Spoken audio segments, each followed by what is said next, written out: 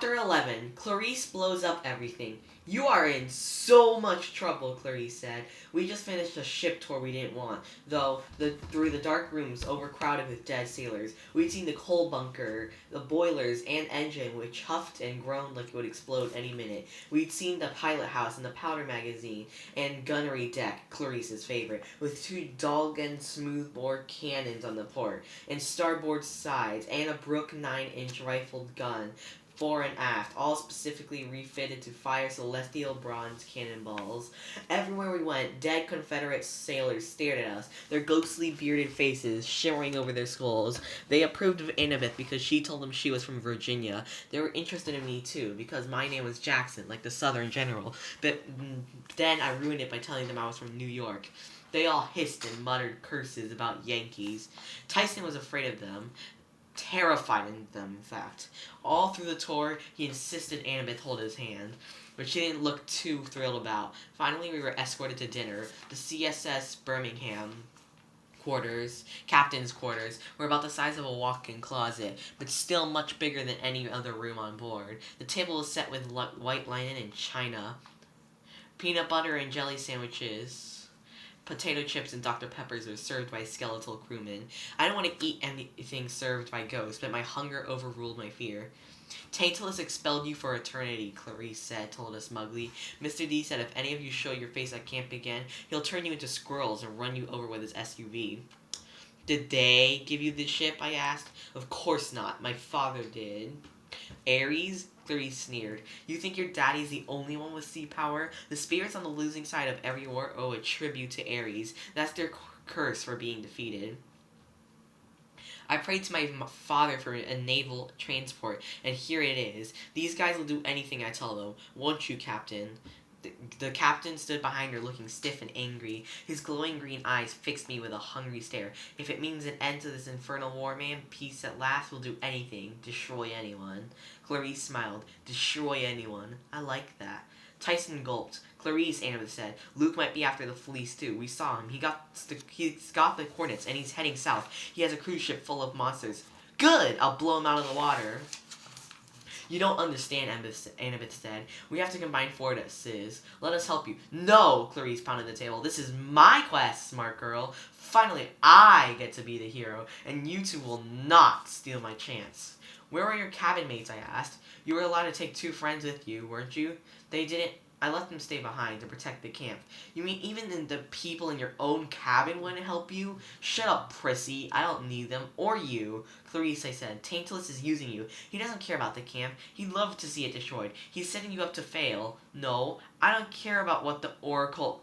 She stopped herself. What? I said. What did the Oracle tell you? Nothing. Clarice's ears turned pink. All you need to know is that I'm finishing this quest and you're not helping. On the other hand, I can't let you go. So we're prisoners? Annabeth asked.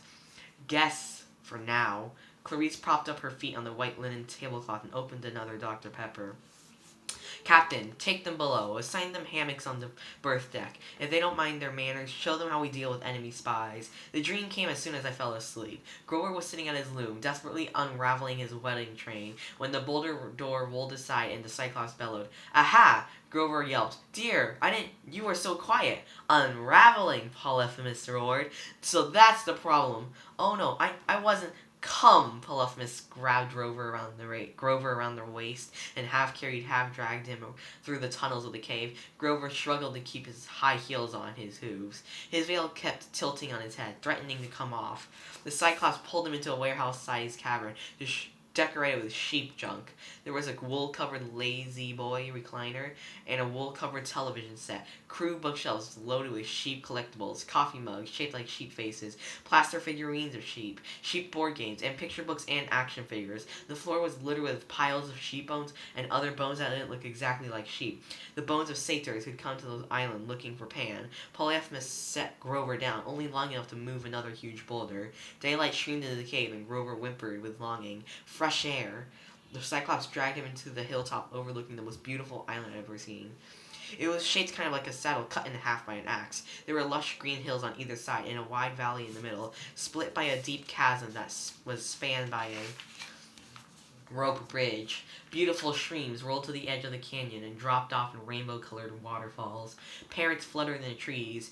Pink and purple flowers bloomed on the bushes. Hundreds of sheep grazed in the meadows, their wool glinting strangely like copper and silver coins. And at the center of the island, right next to the rope bridge, was an enormous twisted oak tree with something in its lowest bough. The golden fleece. Even in a dream, I could feel its power radiating across the island, making the grass greener, the flowers more beautiful. I could almost smell the nature magic at work. I could only imagine how powerful the scent would be for a satyr. Grover whimpered. Yes, Polyphemus said proudly. See over there? The fleece is the prize of my collection. Stole it from heroes long ago, and ever since, free food. Satyrs come from all over the world like moths to a flame. Satyrs good eating, and now Polyphemus scooped up a wicked set of bronze shears. Grover yelped, but Polyphemus just picked up the nearest sheep like it was a stuffed animal and shaved off its wool. He handed a fluffy mass of it to Grover. Put that on a spinning wheel, he said. Magic cannot be unraveled. Oh, well, poor Honey Pie, Polyphemus grinned. Bad weaver. Ha, not to worry. That thread will solve problem. Finish wedding train by tomorrow. Isn't that thoughtful of you? Heh, but dear, Grover gulped, what if someone were to attack this island? Grover looked straight at me, and I knew he was asking for my benefit. What would keep them from marching right up here to your cave? Wife be scared? So cute. Not to worry, Polyphemus has a state-of-the-art security system. Have to get through my pets. Pets? Grover looked across the island, but there was nothing to see except sheep grazing peacefully in the meadows. And then, Polyphemus growled, they would have to get through me. He pounded his fist against the nearest rock, which cracked and split in half. Now come, he shouted, back to the cave. Grover looked about ready to cry, so close to freedom but so hopelessly far. Tears welled in his eyes as the boulder doors rolled shut, sealing him once again in the stinky, torchlit dankness of that Cyclops' cave. I woke to alarm bells ringing throughout the ship, the captain's gravelly voice. All hands on deck! Find Lady Clarice! Where is that girl? Then his ghostly face appeared above me. Get up, Yankee. Your friends are already above. We are approaching the entrance. The entrance to what? He gave me a skeletal smile. The Sea of Monsters, of course. I stuffed my few belongings that had survived the Hydra into a sailor's canvas knapsack and slung it over my shoulder. I had a sneaking suspicion that one way or another I would not be spending a night aboard the CSS Birmingham. I was on my way upstairs when something made me freeze. A presence nearby. Something familiar and unpleasant. For no particular reason, I felt like picking a fight. I wanted to punch a dead Confederate. The last time I felt that kind of anger, instead of going up, I crept to the edge of the ventilation gate and peered down to the boiler deck. Clarice was standing right below me, talking to an image that shimmered in the steam from the boilers. A muscular man in black leather biker clothes with a military haircut, red-tinted sunglasses, and a knife strapped to his side. My fists clenched. It was my least favorite Olympian, Ares, the god of war. I don't want excuses, little girl, he growled. Yes, father, Clarice mumbled. You don't want to see me mad, do you? No, father. No, father, Ares mimicked. You're pathetic. I should have let one of my sons take this quest. I'll succeed, Clarice promised, her voice trembling. I'll make you proud. You'd better, he warned. You asked me for this quest, girl. If you let that slimeball Jackson kid steal it from you. But the Oracle said, I don't care what it said, Ares bellowed with such force that his image shimmered. You will succeed, and if you don't, he raised his fist. Even though he was only a figure in the steam, Clarice flinched. Do we understand each other? Ares growled. The alarm bells rang again. I heard voices coming toward me, officers yelling orders to ready the cannons. I crept back to the ventilation grate and made my way upstairs to join Annabeth and Tyson on the spar deck. What's wrong? Annabeth asked me. Another dream? I nodded, but I didn't say anything. I didn't know what to think about when I seen downstairs. It bothered me almost as much as the dream about Grover. Clarice came up the stairs right after me. I tried not to look at her. She grabbed a pair of binoculars from a zombie officer and peered toward the horizon. At last! Captain, full steam ahead. I looked in the same direction as she was, but I couldn't see much. The sky was overcast. The air was hazy and humid, like steam from an iron. If I squinted real hard, I could just make out a couple of dark fuzzy splotches in the distance. My nautical senses told me we were somewhere off the coast of northern Florida, so we come a long way overnight, farther than any mortal ship should have been able to travel.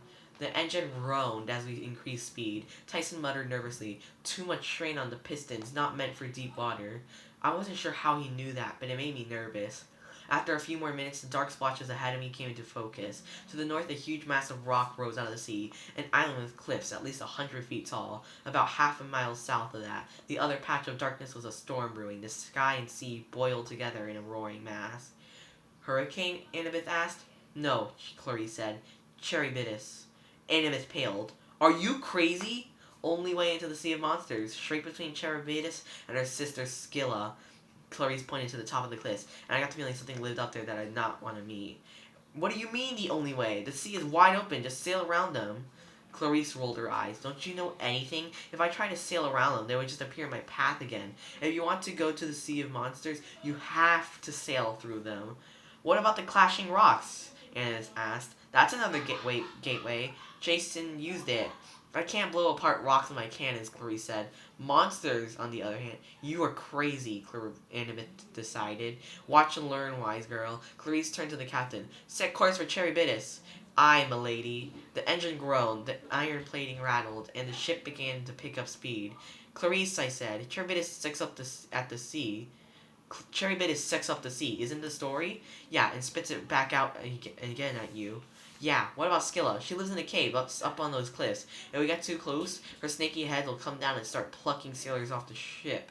"Choose Scylla then," I said. "Everybody goes below deck and we chug right past." "No," Clarice insisted. "If Scylla doesn't get her easy meat, she might pick up the whole ship. Besides, she's too high to make a good target. My cannon can't shoot straight up. Charybdis just sits there at the center of her whirlwind. We're gonna steam straight toward her, train our guns on her, and blow her to Tartarus." She said it with such relish, I almost wanted to believe her. The engine hummed. The boilers were heating up so much I could feel the deck getting warm beneath my feet. The smokestacks billowed. The red Ares flag whipped in the wind. As we got closer to the monsters, the sound of Charybdis got louder and louder. A horrible red war, like the galaxy's biggest toilet being flushed. Every time Charybdis inhaled, the ship shuddered and lurched forward. Every time she exhaled, we rose in the water and were buffeted by 10-foot waves. I tried to time the whirlpool. As near as I could figure, it took Charybdis about 3 minutes to suck up and destroy everything within a half-mile radius. To avoid her, we had to skirt right next to Scylla's cliffs, and as bad as Scylla might be, those cliffs were looking awfully good to me. Undead sailors calmly went around their business on the spar deck. I guess they fought a losing cause before, so this didn't bother them, or maybe they didn't care about getting destroyed because they were already diseased. Neither thought made me feel any better. Annabeth stood next to me, gripping the rail. "You still have your thermos full of wind?" I nodded, "but it's too dangerous to use with a whirlpool like that. More wind might just make things worse." "What about controlling the water?" she asked. "You're Poseidon's son. You've done it before." She was right. I closed my eyes and tried to calm the sea, but I couldn't concentrate. Charybdis was too loud and powerful. The waves wouldn't respond. I can't," I said miserably. "We need a backup plan," Annabeth said. "This isn't gonna work." Annabeth is right. Engine's no good. "What do you mean?" she asked.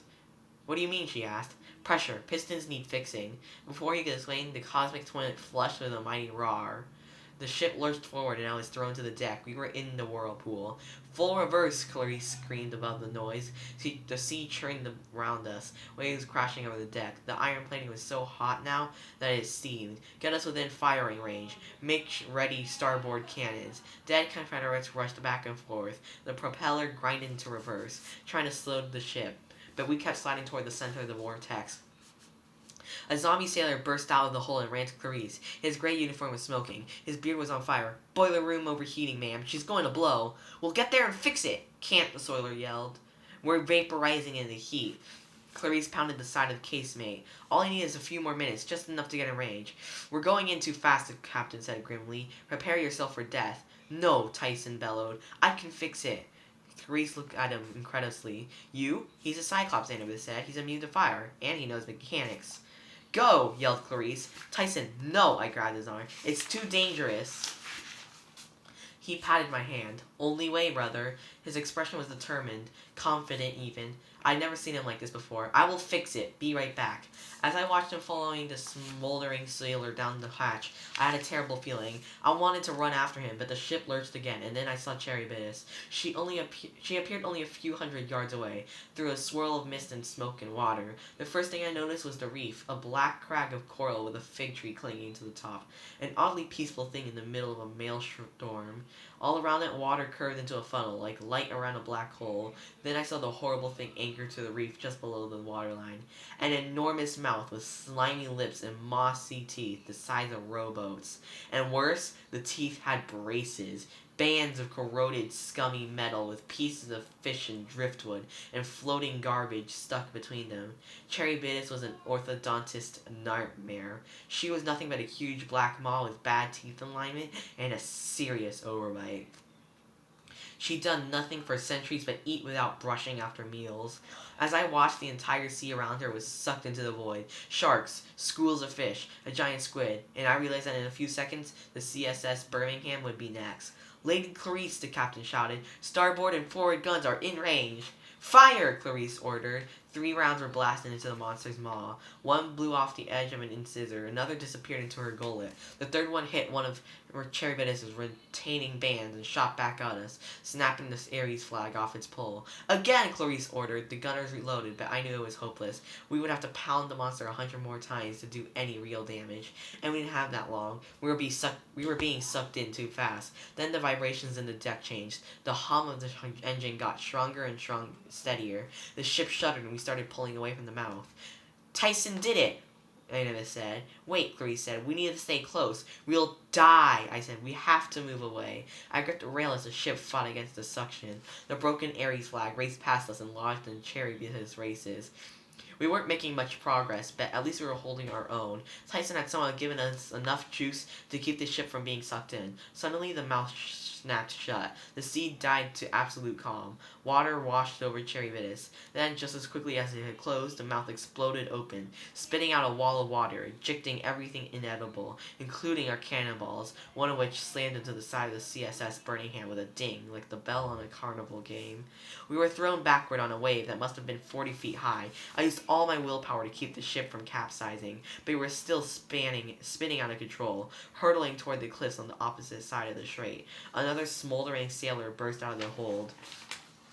He stumbled into Clarice, almost knocking them both overboard. The engine is about to blow. Where's Tyson? I demanded. Still down there, the sailor said, holding it together somehow, though I don't know for how much longer. The captain said, we have to abandon ship.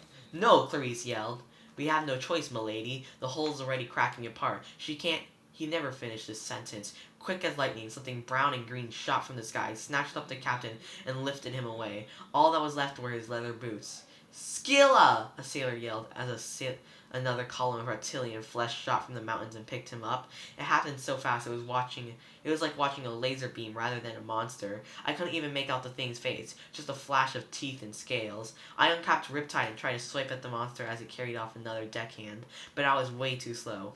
Everyone, get below, I yelled. We can't, Clarice drew her own sword. Below deck is in flames. Lifeboat, Annabeth said. Quick! They'll never get clear of the cliffs, Clarice said. We'll all be eaten.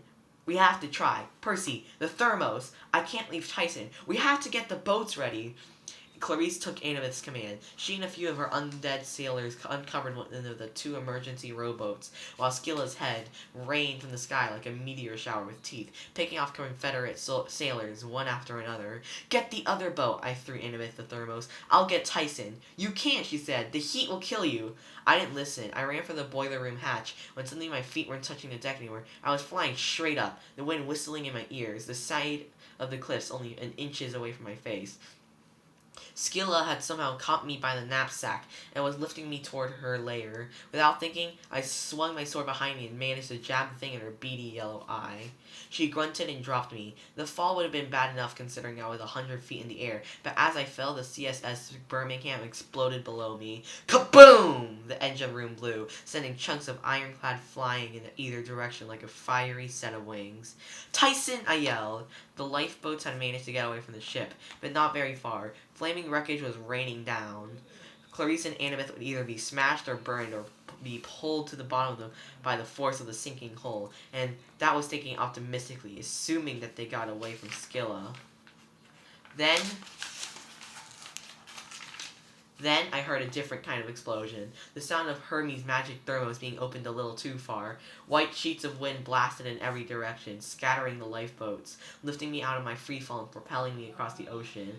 I couldn't see anything. I spun in the air, got clunked on the head by something hard, and hit the water with a crash that would have broken every body if I hadn't been the son of Sea God.